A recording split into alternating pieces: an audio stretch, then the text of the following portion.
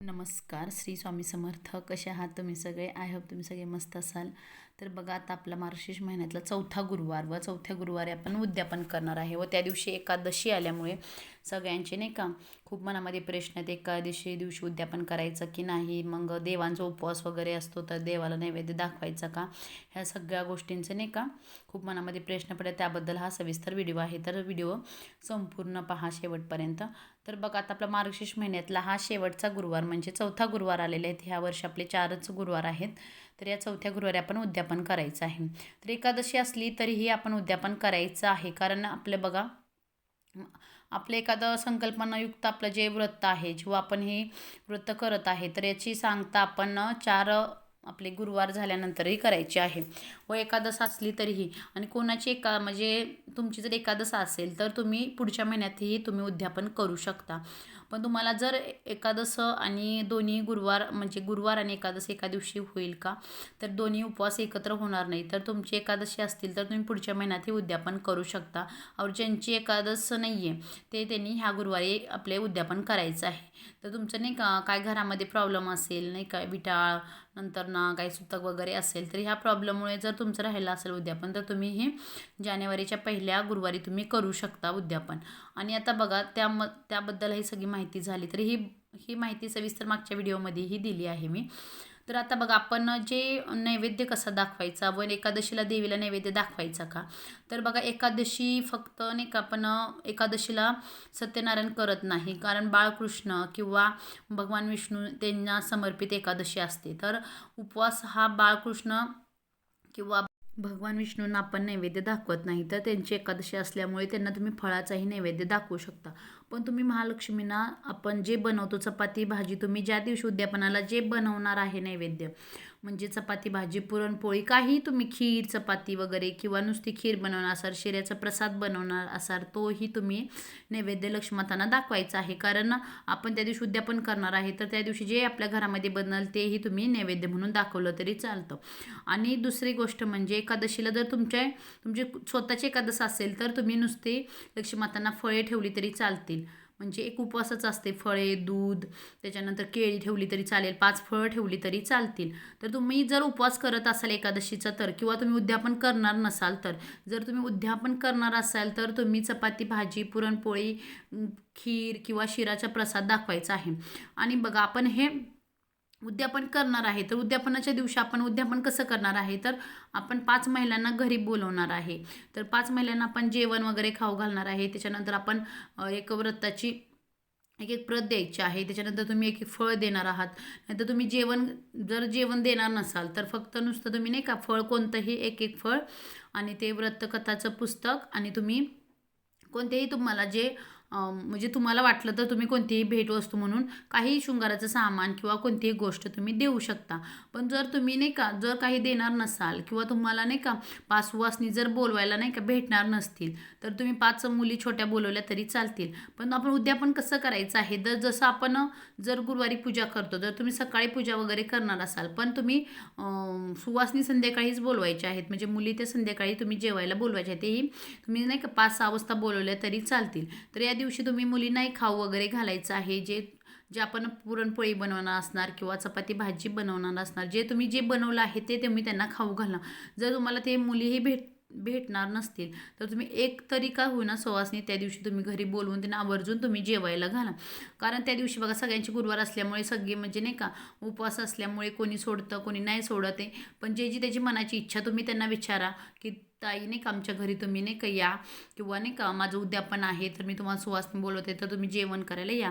त्यांची इच्छा असेल तर ते सांगतील बाबा माझा पण उपवास आहे तर मी माझ्या घरी सोडणार आहे तर नाही येणार आहे. तर तुम्हाला जमलं तर तुम्ही त्यांची नुसती ओटी भरा, किंवा नाही का तुम्हाला एक एक प्रत आणि केळी नाही का एक फळ त्यांच्या तुम्ही देऊन तुम्ही त्यांची आता सांगाशी पूजा करा. जर हे साधे सोपे तुम्ही उद्यापन असं करायचं आहे. पण आता म्हणजे एकादश असल्यामुळे सगळ्यांच्या नाही का मनामध्ये प्रश्न आला आहे की एकादश असल्यामुळे देवांचेही उपवास असतात. मान्य आहे, देवांचे उपवास असतात. फक्त ही एकादशी भगवान विष्णू आणि बाळकृष्ण महाराज यांचीच असते. तर त्यांना तुम्ही फळ जे असते तेही अर्पण करू शकता. तुम्ही लक्ष्मी मातांचा उपवास नसतो तर लक्ष्मी मातांना तुम्ही कोणताही प्रसाद नाही का उद्यापन करणार आहे आपण, तर उद्यापनाला जे तुम्ही बनवणार असाल ते तुम्ही करायचे आहे. आणि बघा आपले 2 जर तुमचे गुरुवार झाले असतील आणि 2 राहिले असतील तर तुम्ही मनात न संकोच आणताही तुम्ही ते पुढच्या जानेवारी महिन्यामधले 2 पूर्ण करून तुम्ही दुसऱ्या गुरुवारी उद्यापन करू शकता. पण तुम्हाला जर एकादशीला आजच उद्यापन करायचं असेल तर तुम्ही आजही म्हणजे या गुरुवारीही करू शकता. मीही या गुरुवारी करणार आहे कारण एकादशीचा उपवास नाही करणार आहे. फक्त आपण लक्ष्मीव्रताचे उपवास करायचे आहे व त्याची यथासांग पूजा वगैरे करायची आहे. मनात न संकोच आणता आपण ह्या सगळ्या पूजाविधी करायच्या आहेत. कारण ह्या गुरुवारी एकादश आल्यामुळे खूप सारे मनामध्ये सगळ्यांचे नाही का असे प्रश्न आहेत. कोण कोण बोलले 3 गुरुवार झाले की उद्यापन करायचे, तसे करू नका. कारण 3 कसे होणार, कारण तुमचं अर्धच ते व्रत झालं किंवा अर्धच अर्धी तुमची ती ही झाले, तुमची पूजाविधी अर्धीच झाली. कारण 3 वरती तुम्ही उद्यापन करा, नंतर तुम्ही चौथ्या दिवशी पूजा वाचणार, तर तुमची ती पूजा पूर्ण होणार आहे का नाही, तर तुम्ही चौथ्या दिवशीच उद्यापन करायचं आहे. आणि तुमच्या पद्धतीने तुम्ही करा. कारण तुमच्या इकडं कसं मानलं गेलं आहे, काही काही ठिकाणी बघा मार्गशीर्ष महिन्याचे पूजेचे उद्यापन मार्गशीर्ष महिन्यामध्येच केलं जातं. तर तुमच्या इकडं तसे असेल तर तुम्ही ह्याच गुरुवारी करा.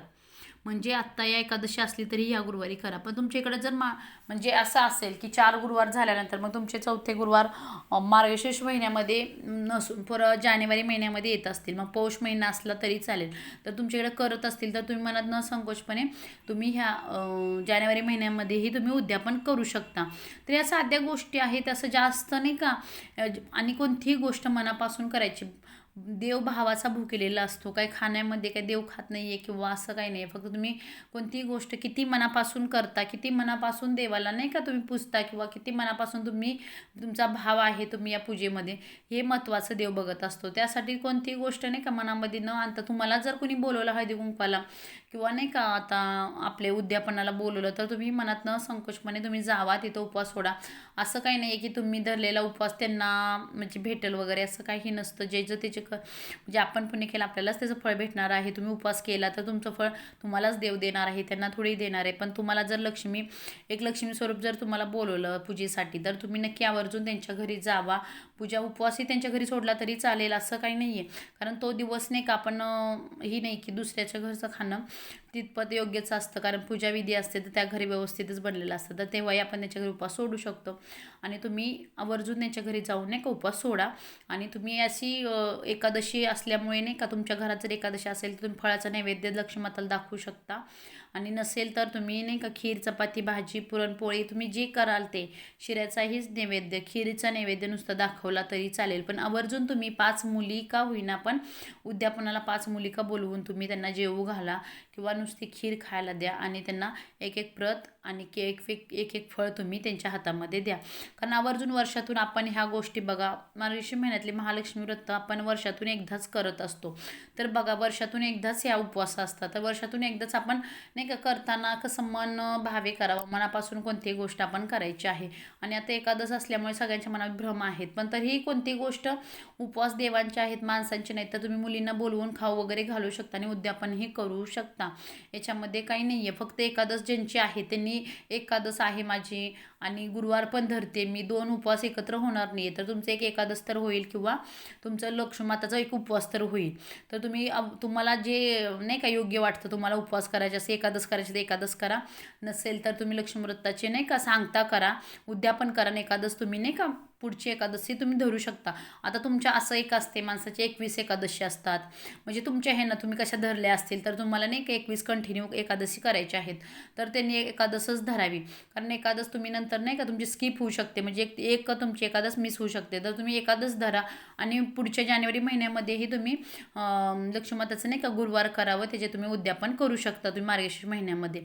तर असं नाही का, तर साध्या गोष्टीमध्ये नाही का थोडंसं होतं नाही का इकडं तिकडं थोडंसं नाही का ॲडजस्ट करायचं आणि नंतरही तुम्ही करू शकता. पण जसं तुमच्या घरामध्ये जसं मानतात किंवा तुमच्या घरामध्ये जशी पद्धत आहे त्या पद्धतीनंच तुम्ही करा. तर तुम्हाला हा व्हिडिओ आवडला ना, नक्की तर लाईक करा, शेअर करा. चॅनलवर नवीन असाल तर चॅनलला सबस्क्राईब करायला विसरू नका. धन्यवाद.